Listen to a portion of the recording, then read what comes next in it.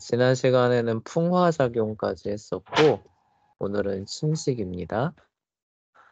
재현아, 풍화작용이 뭐예요? 풍화작용? 아, 지난 시간에 공부했던? 그러니까 그 뭐지? 네.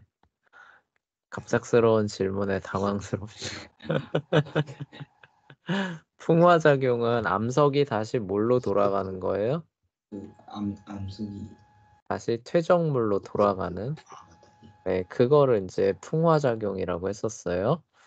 자, 그러면 오늘은 이제 침식입니다. 침식작용이 뭔지 볼게요. 최종. 풍화, 네, 뭐라고요? 아닙니다. 네, 자, 침식.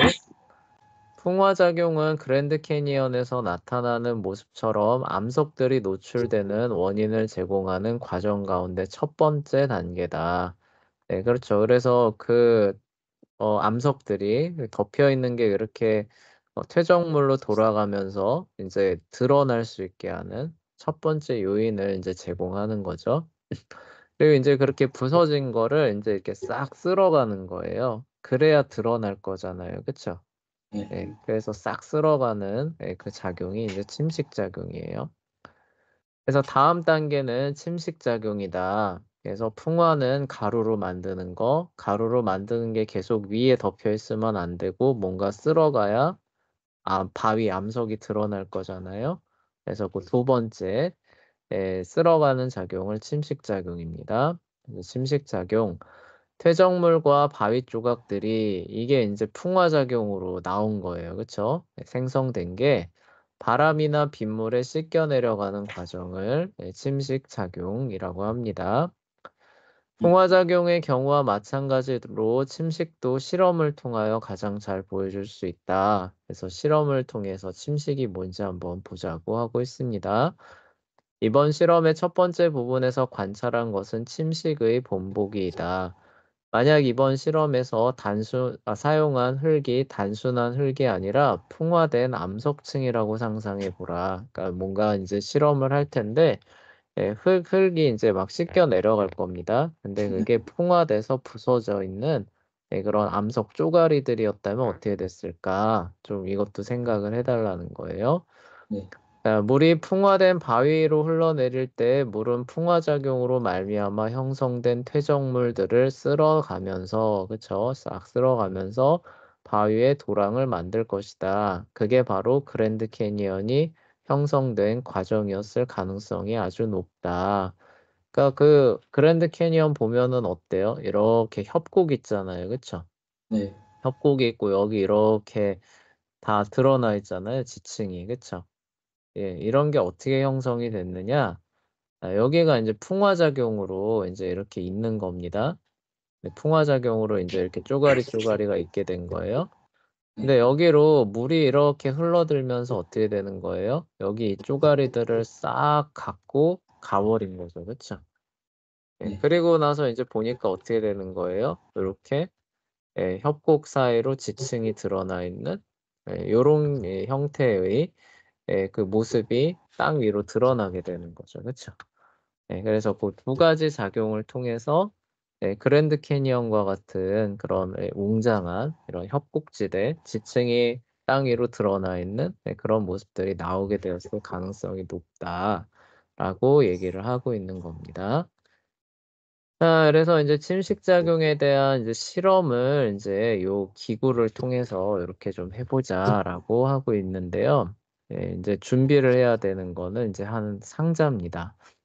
자, 하나의 상자인데 이게 이제 물을 통과시키면은 안 돼요. 안 되는 상자입니다.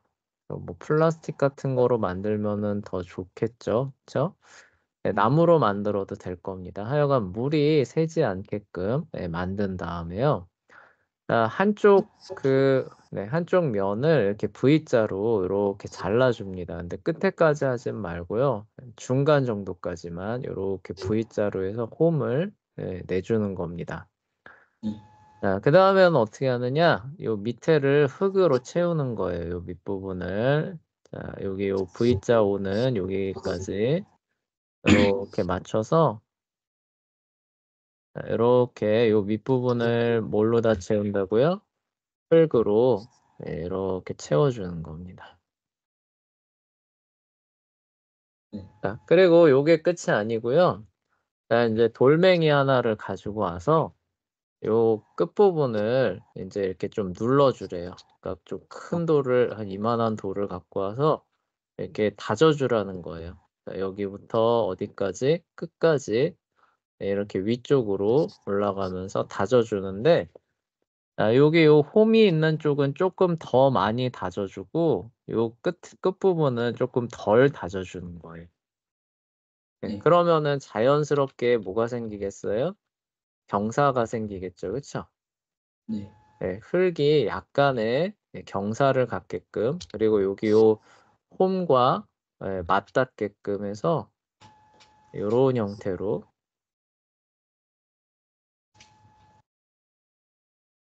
요렇게 흙을 만들어 다져달라라고 이제 얘기를 합니다. 이렇게 해서 이제 흙이 이렇게 채워졌을 거예요.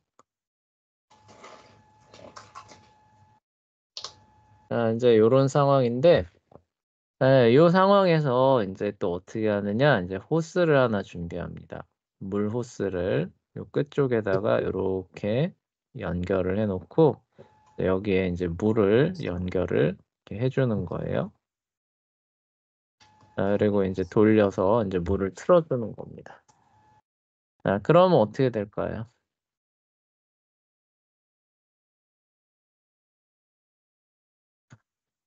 자연이. 네, 네. 물을 틀어주면은 당연히 물이 여기를 높낮이 차가 있으니까 이렇게 따라서 내려가면서 나중에 여기 이렇게 V자 사이로 해서 물이 이렇게 바깥으로 떨어지겠죠, 그렇죠? 네. 네, 이렇게 이제 될 겁니다. 네, 처음에 근데 이게 물을 많이 틀지 말고 조금만 틀어주래요. 아, 네, 처음에 물을 많이 틀지 말고 조금만 틀어줘서 이렇게 내려오는 거를 보다가 나중에 이걸 한번 다음에 확 틀어가지고 확 열어서 이제 콸콸콸콸콸 쏟아지게끔 네. 그렇게 이제 진행을 해보랍니다. 자, 그리고 나서 이제 이 흙의 모양을 살펴보라는 거예요. 어떻게 돼 있을 것 같나요? 이게 좀, 네, 그렇죠. 물이 흘러간 자리를 따라서 이렇게 파여 있겠죠, 그렇죠? 네. 네, 여기 요 V자 있는 데까지 물론 물이 똑바로 흘러가지는 않을 테니까 약간 아, 이렇게 구불구불 이렇게 하면서 네. 결국 요 끝에 있는 요 자리로 이렇게 연결이 되면서 이렇게 홈을 팔 겁니다. 그쵸? 네. 네. 처음에 생겼던 요 홈보다 이거를 더 세게 틀고 나서 생긴 홈은 어떨까요? 어,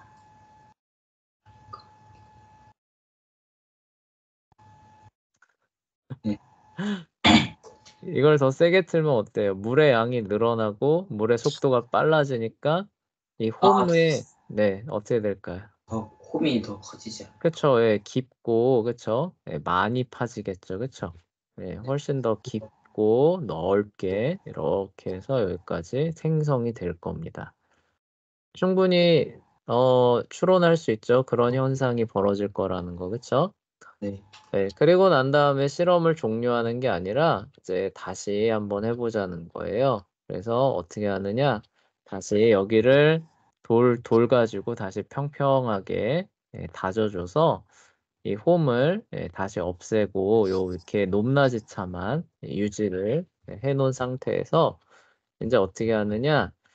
여기 그 밖에 나가서 화단에 그 뿌리가 살아있는 잔디를 이렇게 떠와서 이 위에다가 잔디를 이렇게 빽빽하게 빈 네. 곳이 없이 그래서 잔디를 여기에다가 이렇게 다 옮겨서 이렇게 잘 이렇게 해주는 이런 상황을 만들어 주래요.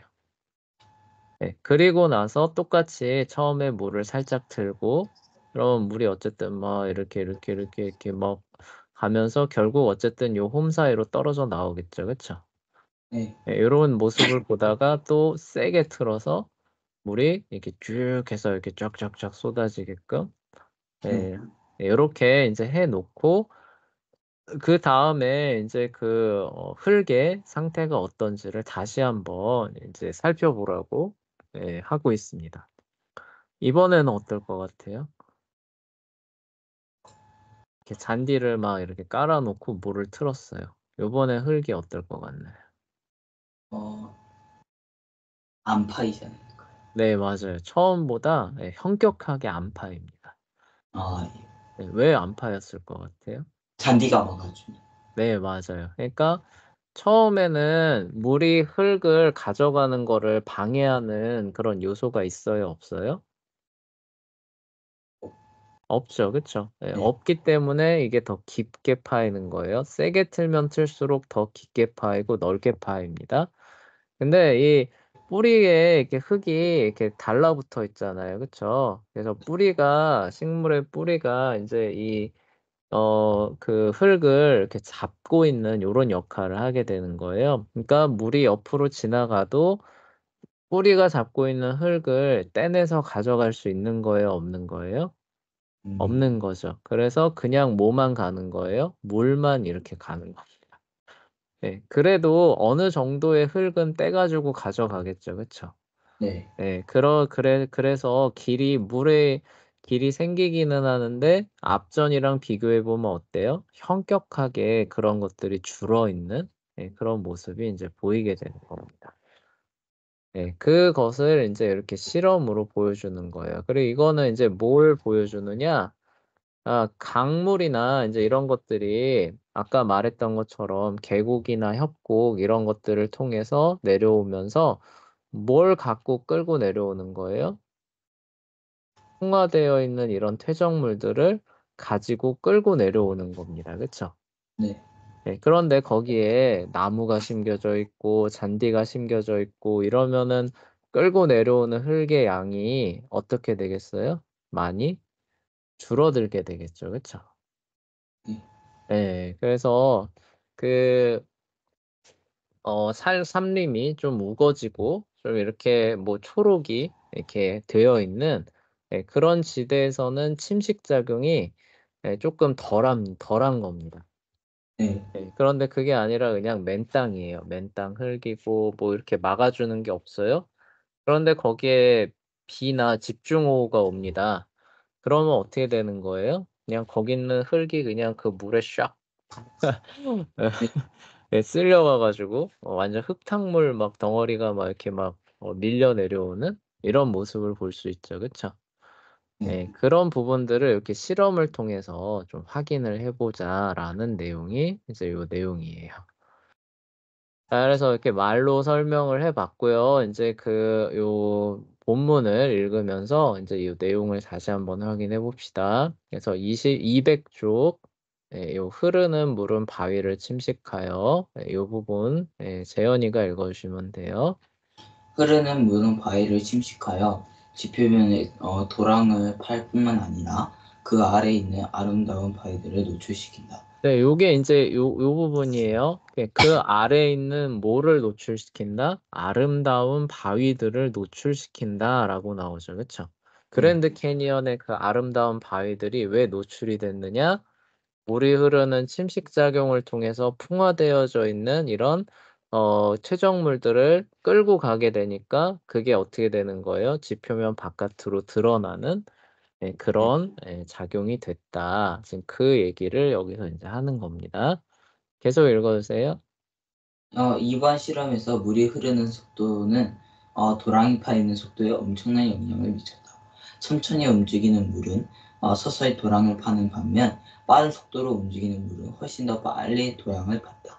이 사실은 나중에 균일서열과 격변서를 비교할 때 굉장히 중요해질 것이다. 이번 실험의 두 번째 부분에서는 무엇을 목격했는가? 흙 위에 잔디를 올려놓으면 물이 도랑을 시게 파지 못하도록 막아주었다. 그렇지 않은가? 이유는 식물의 뿌리는 흙을 꽉 붙들고 있는 경향을 보이면서 침식으로 흙이 쓸려 내려가지 않도록 만들기 때문이다. 그랜드 캐니언이 있는 지역에는 그다지 식물들이 많지 않다는 사실을 주목하기 바란다. 그런 까닭에 침식이 아주 쉽게 일어날 수 있었으며 전 세계에서 온 관광객들이 보고서 감탄할 수밖에 없는 웅장한 도랑을 파놓았다. 네, 그래요. 그러니까 그랜드 캐니언의 그 지층지대가 왜 이렇게 바깥으로 드러나 있느냐라고 하면은 주변에 식물들이 있어서 그런 거예요, 없어서 그런 거예요? 없어. 없어요. 그냥 다 흙지대니까 거기에 물이 이렇게 쓸려 내려갈 때 싹 다 쓸고 내려가니까 아래에 있는 그 아름다운 바위들 이런 것들이 그냥 다 노출이 되었던 겁니다. 음, 그에 반해서 우리나라는 어때요? 우리나라는 산이나 이런데 그 나무들이나 이런 것들이 많죠. 그쵸? 네, 그러니까 아무리 비가 와도 어때요? 그런 어떤 바위지대나 이런 것들이 잘 노출이 돼요? 안 돼요? 안 되죠. 그쵸? 네, 근데 재밌는 게 우리나라도 산에 나무가 지금은 많잖아요. 네, 이렇게 나무가 많게 된 지 얼마 안 된 거 알아요? 아니, 얼마 안 됐어요. 이게 1970년인가? 60년인가? 70년대부터 그 산림 녹화 작업을 좀 하자라고 해서 나무에다가 거의 인공적으로 산에다가 나무를 갖다 다 심은 겁니다. 네, 그래서 지금 산에 가보면은 심겨 있는 나무가 대동소이하거든요. 네, 다양하지 않은 이유가 그때 막 일괄적으로 막 다 심어서 그런 거예요. 예, 그래서 그 전에는 어떤 일이 있었냐면은 해마다 우리 여름에 비 많이 오잖아요. 그쵸? 네, 그 비가 올 때만 되면은 맨날 산사태가 나가지고, 그러니까 네, 그 내려오는 그 물이 산에 그 흙을 엄청나게 갖고 그 흙탕물이 산으로부터 이렇게 물반, 흙반 이렇게 하면서 산 아래로 이렇게 끌고 내려오는 그런 일들이 되게 많았다고 해요. 예, 그런데 이제 그게 지금은 나무들이 많이 심겨 있으면서 그런 부분들을 이제 막아주는 그런 역할들을 하고 있다고 합니다. 네, 그래서 잘한 거죠. 그쵸? 한 60년, 70년대부터 아마 그렇게 했을 거예요. 70년대부터 국가 정책으로서 그 산에 나무를 심어서 이렇게 푸르게 만들자라는 그런 것들이 지금 성공을 해서 이렇게 되어 있는데 그 선교사들이 1900년대 이제 초반에 우리나라 한반도에 와서 가장 놀라는 게 뭐였냐면은 산에 나무가 하나도 없다.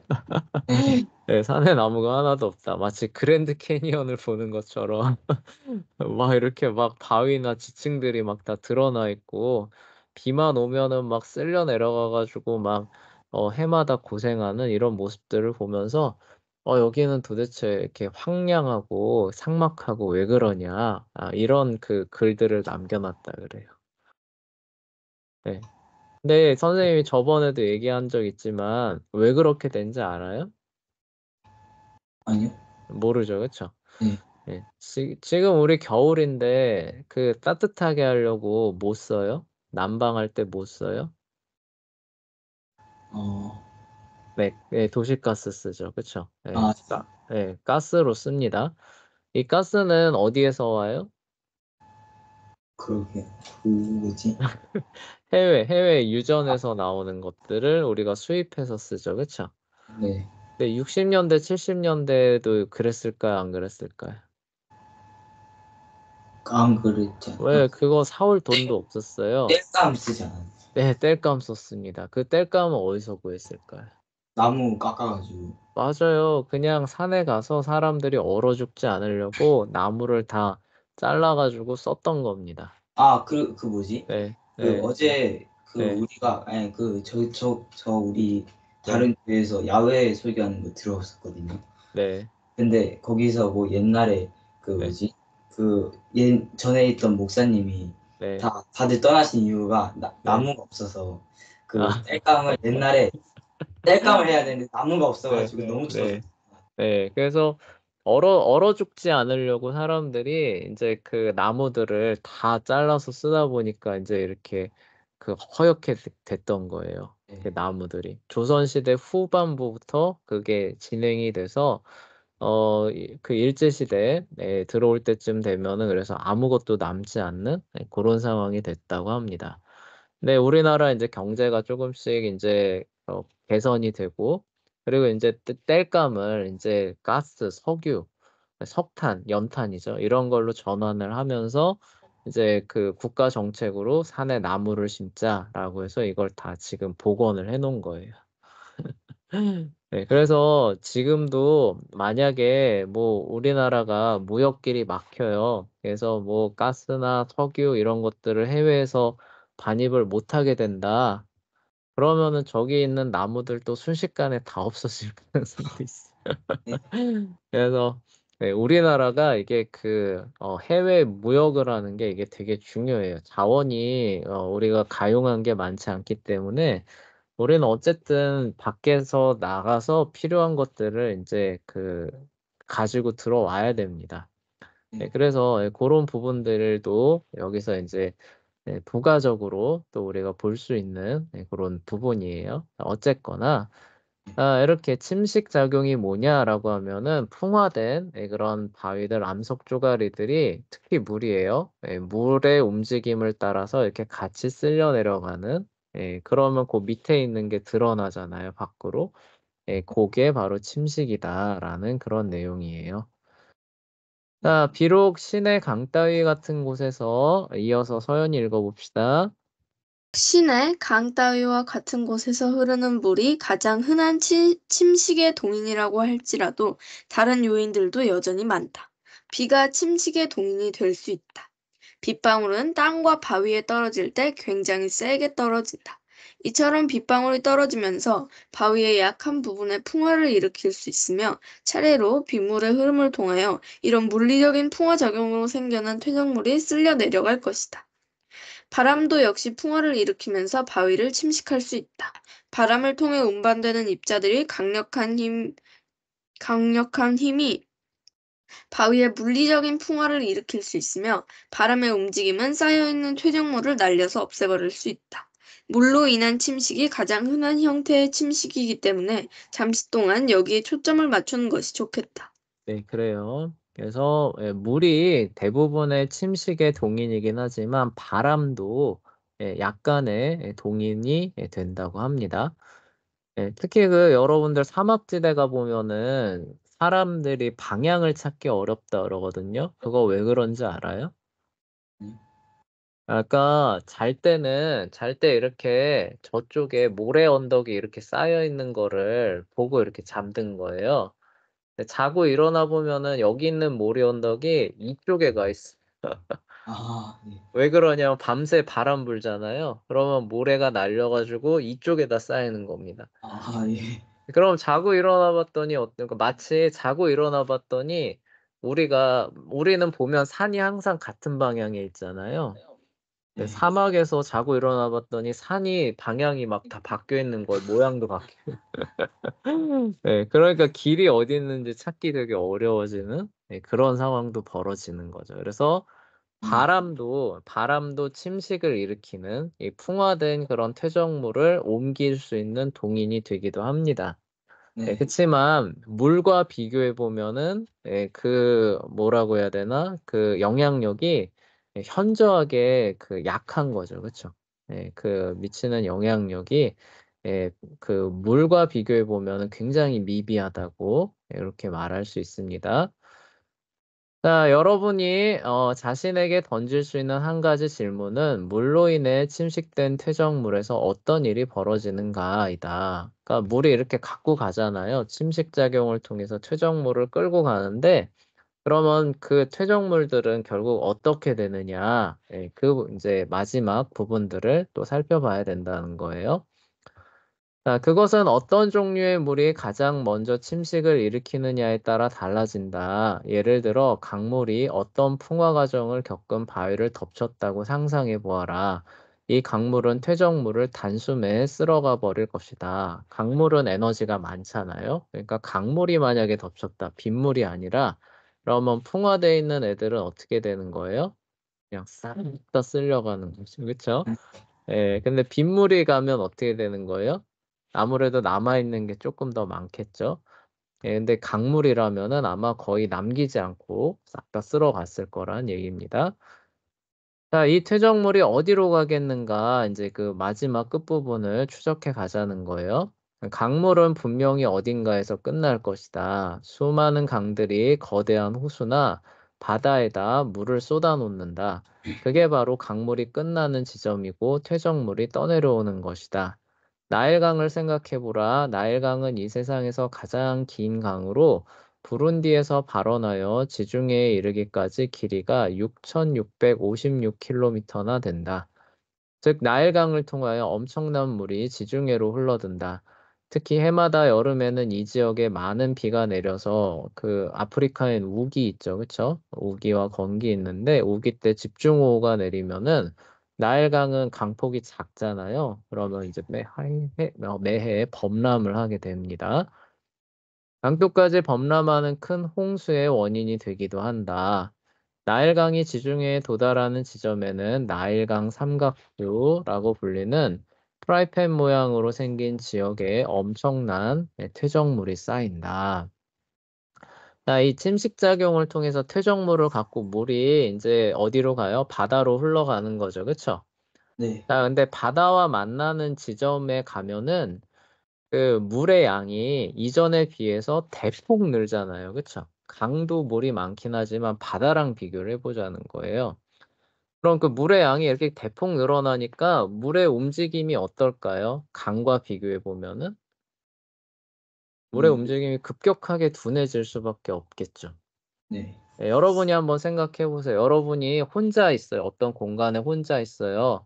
네. 그러면 자유롭게 아무렇게 막 움직여도 부딪혀요, 안 부딪혀요? 부딪히죠. 안 부딪히죠. 근데 사람이 많은 지역에 여러분이 갔다고 해봅시다. 그러면 어때요? 조금 움직이려고 그러면 어때요? 막 부딪히고. 부딪혀서 이게 뭐 활발하게 못 움직이게 되잖아요. 그쵸? 네. 바다도 마찬가지예요. 얘가 강을 지나갈 때는 물이 조금 적으니까 빠르게 활발하게 갈 수 있으니까 퇴적물들을 쫙 갖고 갑니다. 네, 바다라고 하는데 이제 딱 들어가 보니까 어때요? 좌우에 다 물 네. 해가지고 움직임이 갑자기 급격하게 둔해지겠죠. 그쵸? 네, 그러면은 얘가 손에 잡고 오고 있었던 이 퇴적물들을 계속 움켜잡고 있을 수 있을까요? 없을까요? 없겠죠. 없게 되겠죠. 에너지가 그만큼 없어지니까. 그러면은 잡고 있었던 퇴적물을 얘가 놓기 시작합니다. 어디에서부터요? 바다와 만나는 그 지점에서부터 이 침식으로 인해 갖고 왔었던 퇴적물들을 놓고, 그러니까 내려놓으면서 이제 바다로 합류하기 시작하는 거예요. 네. 그래서 바다와 강이 만나는 그 지점에는 삼각주라고 하는 이 지형이 발달하기 시작하는 건데, 이게 그런 어떤 그 퇴적물들이 여기에 이렇게 쭉 쌓이는 거예요. 네. 그러니까 그 흐름이 느려지면서 여기에 이제 이렇게 쭉 쌓이면서 요 끝은 이제 여기가 대부분 다 바다입니다. 이집트도 상이집트 있고 하이집트 있다고 하는데 하이집트에서 나일 델타라고 부르잖아요. 네. 그래가지고 어떻게 해요? 이렇게 해가지고 이렇게 갈라지는 요런 지형들 보이면서 여기가 바로 다 퇴적물들이 쌓여서 그 만들어진 충적지다라고 얘기했던 거 기억나요? 처음 듣는 것 같은 네. 표정을 하고 있는데, 이게 이제 그런 뜻이에요. 그래서 그 하이집트 지역은 바다와 지중해와 만나잖아요. 그쵸? 네. 지중해와 만나는 이 지점에서 물의 유속이 급격하게 느려지면서 갖고 온 퇴적물들을 여기에다가 다 쌓아 놓는 거예요. 다 쌓아 놓으면서 지중해로 흘러 들어가게 되는 겁니다. 그러니까 이 지역에는 영양분이 많은 그 토양이 굉장히 많게 되고 여기에 농사가 잘 될 수밖에 없는 이런 특징을 갖게 되는 거죠. 네. 그래서 삼각주가 왜 발달하는지를 이제 설명을 한 거예요. 침식작용을 통해서 많은 퇴적물들을 갖고 오는데 그게 물이 많은 바다나 이런 지역으로 진입을 하게 되면은 움직임이 급격히 느려지니까 손에 잡고 있었던 이 그 침식물, 침식물들을 내려놓을 수밖에 없는 거예요. 그쵸? 네. 그래서 내려놓는 그 지점이 처음엔 여기엔 쌓이겠죠. 그쵸? 네. 근데 여기에 쌓이고 하다 보면 이게 어떻게 돼요? 뒤로 이렇게 계속 쌓여 나가겠죠. 그쵸? 이렇게 확장을 하게 되는 겁니다. 아, 예. 예, 그렇게 해서 발달하는 게 이제 삼각주가 되는 거예요. 그래서 그 다음 결과적으로 그 재현이가 읽어봅시다. 결과적으로 여러 강들이 옮겨놓은 엄청난 퇴적물들은 강의 삼각주에 쌓이게 된다. 그 가운데 일부는 삼각주를 지나 강물이 흘러들어가는 호수나 바닷속으로 흘러간다. 물론, 예, 맞아요. 근데 삼각주에 다 쌓인다고 생각하면 안 돼요. 예, 그러니까 많은 수가 쌓이는데 일부는 그럼에도 불구하고 어떻게 가는 거예요? 바다로까지도 흘러가는 거예요. 침식물이. 그쵸? 네, 네. 100%가 다 삼각주에 쌓이는 건 아닙니다. 네, 계속 읽어주세요. 그렇다면 다른 형태의 물로 인해 생기는 퇴적물은 어떤가?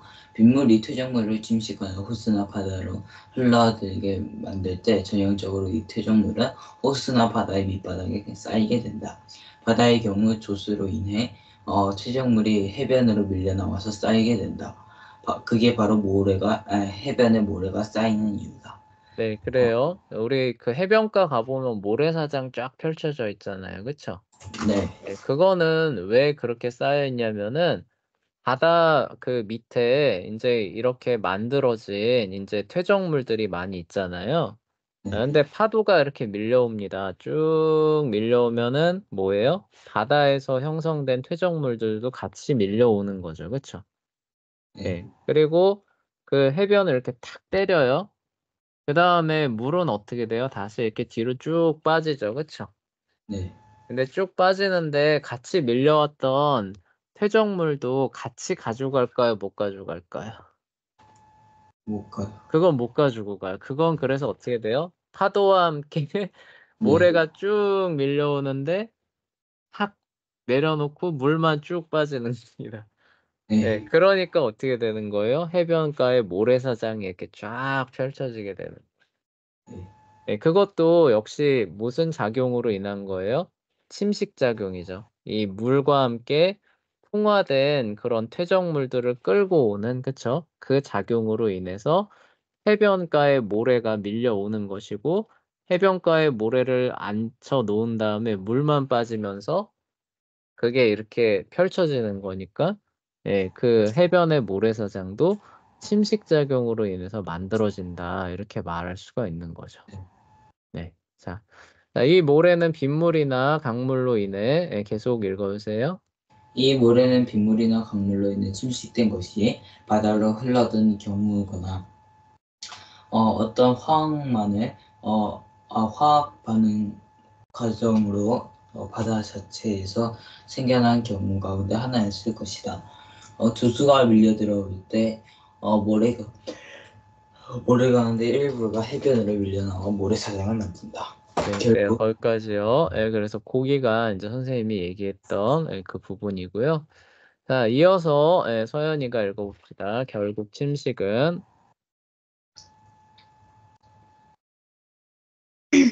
결국 침식은 퇴적물을 재활용하는 피조 세계의 방식이다.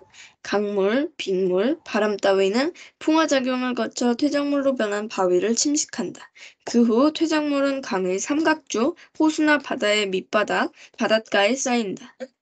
이러한 퇴적물이 적절한 조건에서 제대로 쌓이게 되면 결과적으로 퇴적암을 형성할 수 있으며 이것은 다시 풍화를 일으켜 침식될 수 있으며 이 과정이 끝없이 반복되는 것이다. 네, 그래요. 거기까지요. 예, 침식 작용 얘기하고 있는데 이 침식 작용의 끝이 결국 어떻게 된다는 거예요? 다시 퇴적물을 쌓이게 해서 퇴적암을 형성시키는 그 전 단계 역할을 한다는 거죠. 그렇죠?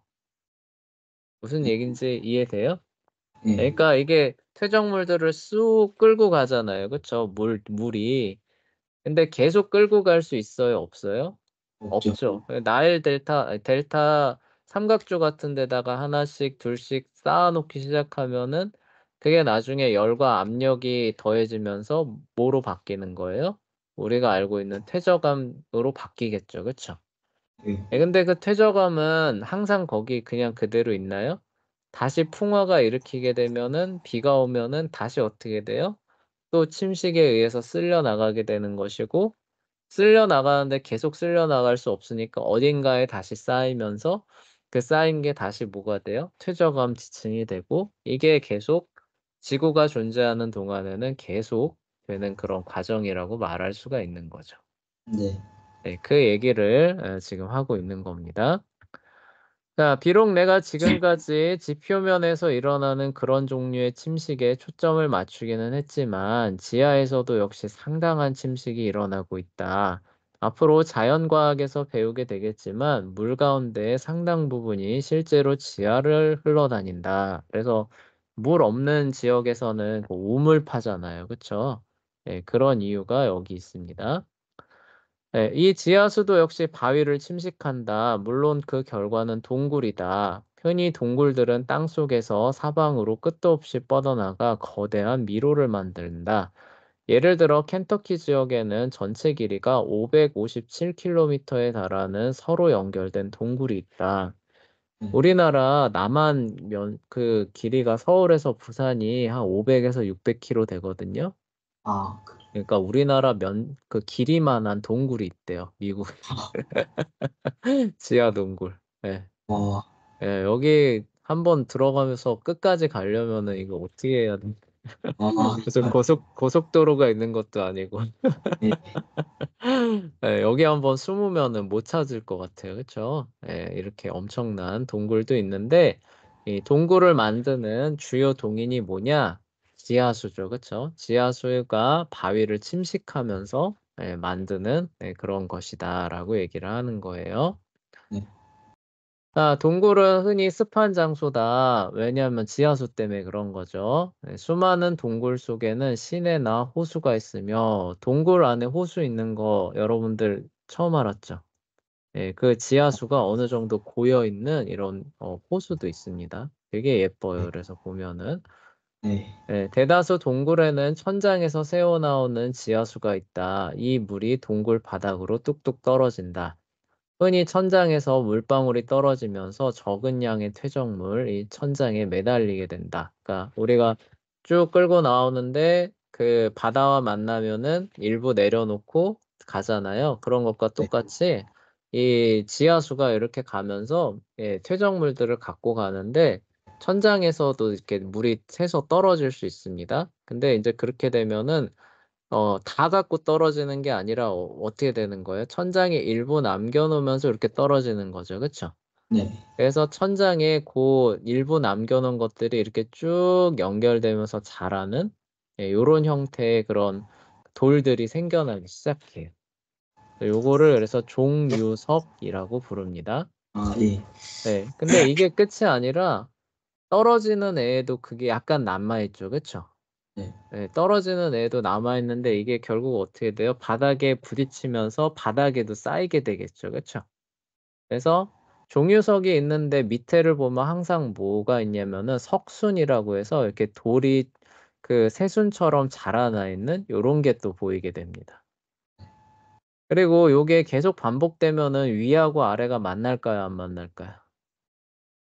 만나. 만나죠. 그래서 생기는 게 이 석주, 돌 기둥이다. 라고 해서 종유석, 석순, 석주가 생기는 모습을 볼 수 있어요. 네. 이게 이제 진화론자들이 그래서 동굴 보면은 와 이런 거 생기려면은 몇십만 년, 몇백만 년 걸릴 거야. 이제 이렇게 생각하는데 근데 이게 그 의외로 빨리 진행된대요. 그래서 지하실에 가끔 막 물 새는 그런 데 있잖아요.